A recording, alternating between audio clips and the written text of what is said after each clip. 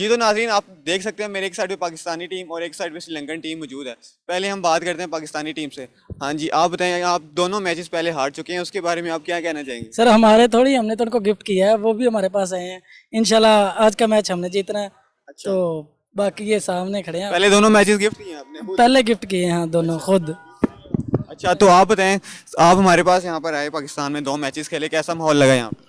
माशाल्लाह बहुत अच्छा माहौल है, बड़ी सिक्योरिटी दी है हमें, बड़ा प्रोटोकॉल मिला, यानी कि बहुत अच्छा है। बड़े खिदमत करने वाले मुल्क है पाकिस्तान, बड़े अच्छे लोग हैं यहाँ के।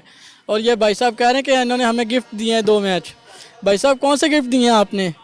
165 आपने नहीं हुआ, हमने जीते अल्हम्दुलिल्लाह। आपने कंपटीशन किया? कंपटीशन किया है, 165 तो चेस नहीं होता इनसे। हमारे जब खिलाड़ी हारे हैं ना, तब उन्होंने ये बोला कि हमने गिफ्ट किया, बाकी तो अल्हम्दुलिल्लाह हमें। अच्छा, आप यहाँ पे सिक्योरिटी के अरेंजमेंट के बारे में क्या कहेंगे कि आपको यहाँ पे कैसी सिक्योरिटी मिली?